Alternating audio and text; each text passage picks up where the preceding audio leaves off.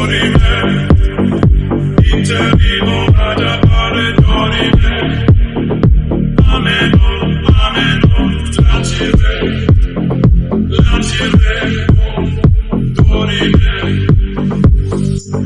வீப்ளே trending நேயர்கள் எல்லாருக்குமே வணக்கம். நான் இசக். இன்னைக்கு வலைப்பேச்சு சந்திரன் அவர்களுடைய சிறப்பான என்னென்ன வலைப்பேச்சுகள் இருக்கு அப்படின்றத அவர்கிட்ட கேட்கலாம் வாங்க. சார் வணக்கம், எப்படி இருக்கீங்க சார்? நல்லா இருக்கேன்.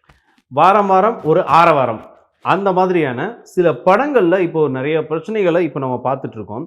ஏன் படம்னாவே ஒரு பிரச்சனைக்குரிய விஷயமா நம்ம பேச வேண்டிய சூழ்நிலை இருக்கு அப்படின்னா, எல்லாருமே வந்து ஒரு பொழுதுபோக்குக்காக வர வேண்டியது. ஸோ இங்கே மன இறுக்கத்தை தெரிஞ்சுக்கிற மாதிரியான சூழல் இருக்கு. ஸோ இன்றைக்கெல்லாம் நம்ம ரசிக்கும்படியாக இருந்த நடிகர்களாக இருக்கட்டும், இன்றைக்கி வந்து சிலரை வந்து ரொம்ப ஒரு முன்மாதிரியாக வச்செல்லாம் நம்ம வந்து பார்ப்போம். அது நடிகராக இருக்கட்டும், ஒரு இசையமைப்பாளராக இருக்கலாம், இப்படி இந்த மாதிரி. இப்போது சமீபத்தில் பார்த்தீங்கன்னா இசை புயல், அவருடைய வீட்டிலே ஒரு பெரிய புயல் தாக்கம் ஒன்று நடந்திருக்கு. ஸோ இந்த மாதிரியான ஒரு கலாச்சாரத்தில் எல்லாருக்கும் ஒரு முன்னுதாரணமாக இருக்கக்கூடிய ஒருத்தர் வீட்டில் இந்த மாதிரி ஒரு விஷயம் நடந்திருக்கு. ஸோ இந்த டைவர்ஸ் பற்றி நீங்கள் என்ன நினைக்கிறீங்க? இல்லை, ஆக்சுவலாக நிறைய அதை பற்றி நம்ம பேசிட்டோம். அதனுடைய காரணம் என்னன்னு பல பேர் பலவிதமாக பேசிகிட்டு இருக்காங்க. ஆனால் ஆக்சுவலாக உண்மையான காரணம்ங்கிறது வந்து ஒரு குடும்பத்தோடு நேரத்தை செலவிடாதது தான்.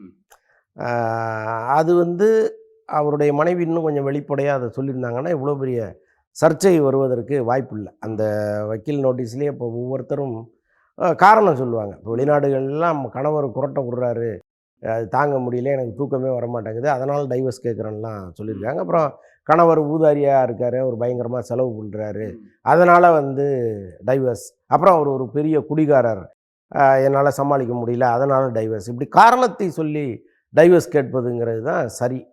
பட் இதில் வந்து காரணமே சொல்லப்படாமல் ஒரு டைவர்ஸ் அப்படிங்கும் பொழுது இப்போ அவரவருக்கு தோணின காரணங்களை சொல்ல ஆரம்பிச்சிட்டாங்க. உள்ளபடியே நம்ம விசாரிக்கும் பொழுது என்ன காரணம் அப்படின்னா, அவர் அதிக நேரம் வீட்டில் கவனம் செலுத்துறதில்லை அப்படிங்கிறது தான். அப்போ என்ன காரணம் அப்படின்னா, நாள் முழுக்க அவர் வந்து அவருடைய இசைக்காக தன்னை அர்ப்பணிக்கிறாரு அப்படிங்கிறது தான்.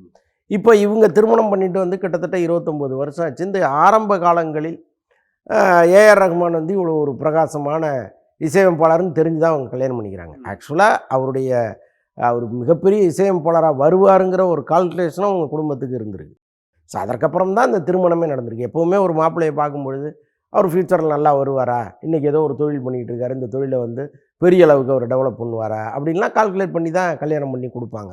ஸோ அப்படி தான் அவருடைய வீட்லேயும் இவரை பற்றி விசாரித்து ஒரு படம் ரிலீஸ் ஆகிருக்கு, நல்ல பெரிய ஹிட் ஆகிருக்கு, கல்யாணம் பண்ணி கொடுப்போம்னு கல்யாணம் பண்ணி கொடுக்குறாங்க. அப்போது வரும்பொழுதே இவர் வந்து ஒரு பெரிய இசையமைப்பாளராக மாறுவார், குடும்பத்துக்கு இவ்வளவு தான் செலவிட முடியுங்கிற ஒரு கால்குலேஷன் அவங்களுக்கு இருந்திருக்கும். ஏன்னா அவங்களும் படித்தவங்க தான். இப்போ நல்லா பார்த்திங்கன்னா அந்த முகுந்த் வரதராஜனுடைய லைஃப், அவங்களுடைய மனைவி வந்து கணவன் ஆர்மிக்கு போகிறாரு, அங்கேருந்து அவர் லீவில் வருவதே சில நாட்கள் தான். அதுக்குள்ளே தான் அவங்களுக்கு இடையில் ஒரு அந்யோன்யம், ஒரு அன்பு, ஒரு காதல் எல்லாமே இருந்திருக்கு. இப்போ நீங்கள் அவங்க வாழ்க்கையோட கம்பேர் பண்ணி பார்த்தீங்கன்னா நம்மெல்லாம் எவ்வளோ ஆசீர்வதிக்கப்பட்டவர்கள்ங்கிறது தெரியும். இப்போ அவங்க வந்து இன்றைக்கி சொசைட்டியில் அவருடைய மறைவுக்கு பிறகு அவர் நினைவாகவே வாழ்ந்துட்டு இருக்காங்க. அவங்க நினச்சா இன்னொரு கல்யாணம் பண்ணிட்டு அழகாக போயிட்டே இருக்கலாம். அப்போ இப்படிப்பட்ட பெண்களை தான் நாம் வந்து ஒரு முன்னுதாரணமாக நினைக்கணுமே தவிர, ரொம்ப ஈஸியாக இவ்வளவு உலக புகழ்பெற்ற ஒரு இசையமைப்பாளர் போய் தூக்கி போடுறதுங்கிறது வந்து என்ன காரணமாக கூட இருக்கட்டும், பட் அவங்களுடைய கம்ஃபர்டபுள் அதை வந்து நம்ம குறையாக சொல்ல முடியாது. அவங்களுக்கு ஏதோ அது நெருடலாக இருக்குது, அவ்வளோதான். எல்லாரும் மாதிரி இருக்கணுங்கிற அவசியம் இல்லைங்கிறது ஒரு பக்கம் இருந்தால் கூட, இந்த சொசைட்டியில் நம்ம தினந்தோறும் செய்திகளை பார்க்குறோம், நாளிதழ்களை படிக்கிறோம். அப்போ முகுந்த் வரதராஜன்கிற ஒருவருடைய மனைவி இப்படி இருக்கும் பொழுது நாம் உள்ளபடியே ஆசீர்வதிக்கப்பட்டவங்க தானே அப்படின்னு ஒரு நினைவு அவங்களுக்கு வந்திருக்கணும். ஸோ இதெல்லாம் இல்லாமல் நடந்த அந்த மன முறிவு அது நிஜமாக ரொம்ப வருத்தமாக தான் இருக்குது. இப்படி தொடர்ந்து வந்து இது சினிமாக்குள்ளேயே அடுத்தடுத்து நடக்குது. இப்போ பார்த்தீங்கன்னாக்கும் தனுஷ், ஐஸ்வர்யா இவங்களுடைய பிரச்சனையும், அடுத்தது பார்த்தீங்கன்னா ஆர்த்தி, ஜெயம் ரவி. ஸோ இப்படின்னு பார்த்தீங்கன்னா அடுத்தடுத்து பார்த்தீங்கன்னா லிஸ்ட்டு பெருசாகிக்கிட்டே இருக்குது. ஸோ எல்லாருமே இதை பார்த்துட்டு இதை வந்து எல்லாரும் அதை முன்மாதிரியாக எடுத்துக்கிட்டாங்கன்னா என்ன மாதிரி ஒரு சிக்கல் இல்லை, அந்த ஆபத்து இருக்குது. இப்போ நீங்கள் திரையுலகத்தை சார்ந்தவர்கள் பல பேர் இப்படி பண்ணும் பொழுது வாழ்க்கையின் மீது இருக்கிற பிடிப்பே பல பேருக்கு இல்லாமல் போயிடும். ஜஸ்ட் லைக் தட், திருமணம்ங்கிறது சும்மா கல்யாணம் பண்ணலாம், எப்போ டைவர்ஸ் பண்ணிக்கலாம் அப்படிங்கிற ஒரு உணர்வை எல்லாருக்குமே ஏற்படுத்தும். அது வந்து ரொம்ப ஒரு ஆபத்தான விஷயம். இப்போ ரஹ்மான் அவங்க மனைவி விஷயத்தில் கூட, சாய்ராபானு விஷயத்தில் கூட 29 வருஷம் ஆயிடுச்சு. அவரை பிடிக்கலன்னா அவங்க பாட்டு அழகாக ஒதுங்கி இருக்கலாம், அது யாருக்குமே தெரிய போகிறதில்ல.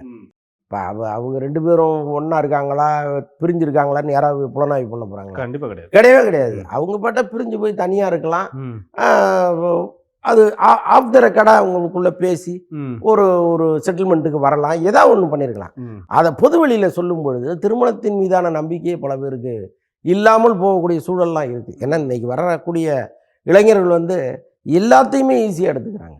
அவங்க எதையுமே வந்து ரொம்ப பெருசாக எடுத்துக்கிறது இல்லை. ஸோ அப்படிப்பட்ட சூழலில் இவங்கெல்லாம் ஒரு முன்மாதிரியாக இருக்கணுங்கிறது ரொம்ப முக்கியமான விஷயமா இருக்குது.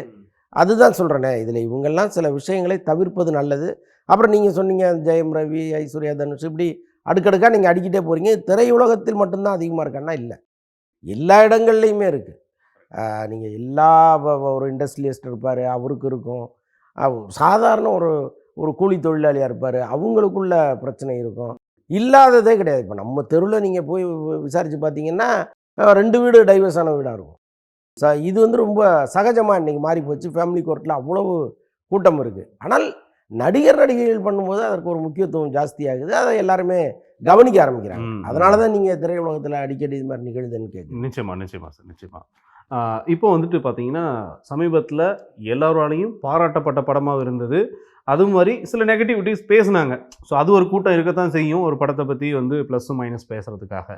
ஸோ இதில் நிறைய விஷயங்கள் பார்த்தீங்கன்னா இப்போ கூட ஒரு 10 நிமிஷம் கங்குவா படத்தில் ஒரு 10 நிமிஷத்தை கூட வெட்டி எறிஞ்சிருக்கதா சொல்லியிருக்காங்க. ஸோ இந்த சீன்லாம் வந்து ரொம்ப இரிட்டேஷனாக இருக்குது அப்படின்றது வந்து பப்ளிக் சொல்லியிருக்காங்க போட்டிருக்கு. ஸோ அதை கருத்தில் கொண்டு எடுத்துட்டாங்க. ஓகே. ஒரு பக்கம் வந்து பார்த்தீங்கன்னா சுசித்ராவும் ஜோதிகாவுக்கும் இடையில ஒரு பெரிய வாய்க்கா தகராறு. இதில் அவங்க ரொம்பவே காரசாரமாக பேசிக்கிட்டாங்க. ஸோ ஜோதிகா வந்து அவங்க சப்போர்ட் பண்ணுறாங்க. ஸோ படம் நல்லா இருக்குது, ஆனால் அவங்களோட ஸ்டேட்மெண்ட்டுன்னா ஒரு 1/2 அன் ஹவர் நல்லா இல்லைன்னு வேற சொல்லிட்டாங்க ஸ்டேட்மெண்ட் தானே சொல்கிறாங்க அவங்க. ஓகே. படத்தில் 1/2 அன் ஹவர் தான் நல்லா இல்லை, பாக்கி எல்லாமே நல்லா இருக்குது அப்படின்னு அவங்க சொல்கிறாங்க. உள்ளபடியே அவங்க அதை சொல்லித்தான் ஆகணும். ஏன்னா படத்தை தயாரித்தது அவங்க. அப்போ இவ்வளோ பெரிய தயாரித்தது அவங்கன்னா இப்போ ஞானவேல் வேறையா அப்படின்னா நெருங்கிய உறவினர். நான் அதனால தான் அவங்கன்னு புரியுது. அப்படி இருக்கும் பொழுது அவங்க அந்த படத்தை வந்து ஏதாவது ஒரு வகையில் முட்டு கொடுத்தே ஆகணும். அது அவங்களுடைய கடமை. அதை நம்ம ஒன்றுமே குறை சொல்ல முடியாது. அதே நேரத்தில் அவங்களே வந்து ஒரு 1/2 மணி நேரம் அதில் நல்லா இல்லைன்னு சொல்கிறது வந்து நிச்சயமாக நம்ம பாராட்டணும். இல்லைங்க மொத்த படமே நல்லா தான் இருக்குது அப்படின்னு அவங்க சொன்னாங்கன்னா அதில் நம்ம வந்து மாற்று கருத்து வைக்கலாம். நான் என்ன சொல்ல வரேன் அப்படின்னா, இந்த படத்திற்கு கிட்டத்தட்ட 99% நெகட்டிவான ரிவ்யூ தான் வந்திருக்கு. பொதுமக்களாகட்டும், பத்திரிகையாளர்களாகட்டும், விமர்சகர்களாகட்டும், அல்லது அப்போ தான் படம் பார்க்க தியேட்டருக்கு போனால் ஒரு புது நபராக கூட இருக்கட்டும். ஆனால் அவனுக்கு அந்த படம் பிடிக்காமல் போனதுக்கு காரணம் அடிப்படை சவுண்டு. நீங்கள் அதில் வேறு பிரச்சனை கூட பெருசாக இல்லை. நீங்கள் 3D வந்து டோட்டலாகவே அவுட்டு. 3Dங்கிறது படமே சின்னதாகிடுச்சு. இப்போ வர்ற உருவங்கள் எல்லாமே பொம்மையாக இருக்குது. அப்போ அது ஒரு ஃபெயிலியர். இந்த பக்கம் 2Dயில் அந்த படத்தை பார்த்தீங்கன்னா அந்த கிராண்டியர் வந்து நல்லாவே தெரியுது. அதில் ஒன்றும் பிரச்சனையே கிடையாது. படம் கூட வந்து இந்த சத்தம் இல்லாமல் இருந்து ஓரளவுக்கு ரசிக்கக்கூடிய படமாக கூட இருந்திருக்கலாம். பட் இது எல்லாமே சேர்ந்து ஒருத்தனை வந்து தாக்கும் பொழுது அவன் வந்து அவனுடைய ஆதங்கத்தை பயங்கரமாக வெளிப்படுத்துகிறான். அது ஒரு பெரிய விளைவை ஏற்படுத்தியிருக்கு. இப்போ வெளியில் வந்து எல்லாருமே பேசுனது, யூடியூப்பில் வந்தது, இது எல்லாத்தையுமே பார்த்துட்டு பல பேர் உள்ளே போகலை. ஐயோ எதுக்கு இந்த படத்தை போய் பார்க்கணும் நம்ம அப்படின்ட்டு போகலை. இதுதான் நடந்தது அதில். பட் இவங்க ஜோதிகா சுசித்ரா பிரச்சனையில் வந்து சுசித்ரா அந்த படத்தை பார்த்துட்டு விமர்சனம் பண்ணியிருந்தா கூட அதில் ஒரு நியாயம் இருக்குதுன்னு நம்ம சொல்லலாம். அந்த படத்தை அவங்க பார்க்கவே இல்லை. நீங்கள் படம் பார்த்தீங்களான்னு கேட்டால் நான் பார்க்கலங்கிறாங்க ரொம்ப கூலாக. இவ்வளோ திட்டிவிட்டு நான் படம் பார்க்கல அப்படிங்கிறாங்க. அது எப்படி நம்ம ஒத்துக்க முடியும்? இல்லை கொஞ்ச நாள் சுசித்ரா மறந்துட்டோம்ல, அதனால அது என்னன்னு தெரியல. பட் அவங்களுக்கு ஏதோ பர்சனல் வெஞ்சன்ஸ் இருக்கலாம். அது அவங்க பேசும்பொழுது நமக்கு அப்படி தான் தெரியுது. ஏன்னா ரொம்ப தரந்தாழ்ந்த வார்த்தைகளை யூஸ் பண்ணுறாங்க. ஜோதிகாவை பற்றி அவங்க சொல்லுவதுங்கிறத அவங்க ஒரு கடிதம் எழுதியிருக்காங்க. அந்த கடிதம் வந்து ஒரு சரியான கடிதமாக இல்லைன்னு அவங்க பார்க்குறாங்க. அது என்னென்னா ஆங்கிலம் வந்து அவ்வளோ ஸ்டாண்டர்டாக இல்லை, ரொம்ப ஒரு மோசமான ஒரு ஆங்கிலமாக இருக்குது அப்படின்லாம் அவங்க சொல்கிறாங்க. நமக்கு அதை உணர முடியல. ஏன்னா நம்ம பெரிய ஆங்கில புலவரெலாம் கிடையாது. பட் அவங்க ஏதோ கான்வென்ட்டில் படித்தவங்க கரெக்டாக கண்டுபிடிச்சி சரியில்லை அப்படின்லாம் சொல்கிறாங்க. அதெல்லாம் அவசியமே இல்லை. அவங்க ஒரு கருத்தை வெளிப்படுத்துகிறாங்க ஜோதிகா. அந்த கருத்தினுடைய மையப்புள்ளி என்னங்கிறத மட்டும்தான் நம்ம பார்க்கணுமே தவிர வரிக்கு வரி பார்த்து குறை சொல்ல வேண்டிய அவசியம் கிடையாது. இன்னொன்று படமே பார்க்காம நீங்கள் ஜோதிகாவை குறை சொல்வதிலையும் அர்த்தம் கிடையாது. அவங்க கணவர் படம், அவங்க வந்து அதை உரிமை கொண்டாடுவதற்கோ அதை பாராட்டுவதற்கோ 1000 உரிமைகள் அவங்களுக்கு இருக்கு. அது சரியோ தவிர அது அடுத்த பக்கம் வைங்க. அவங்க சூர்யாவுக்காக வாதாடுவதற்கு வேற யாரும் வர முடியும் அவங்கள தவிர. அப்போ அதை எப்படி வந்து அவங்க இன்னொரு குறை சொல்ல முடியும்?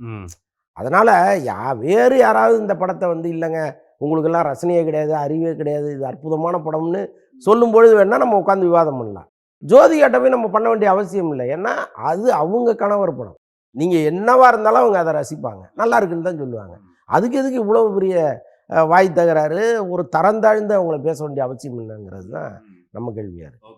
நல்ல படங்களை கொண்டாடுவதற்கு மீடியாக்களும் தயாராக இருக்குது, மக்களும் தயாராக இருக்காங்க. அவர் சிவகார்த்திகேயனை வச்சு ஒரு படம் ஒன்று எடுக்க போகிறாரு. அப்புறம் புறநானூறு படமே அவர் தான் பண்ண போகிறார்.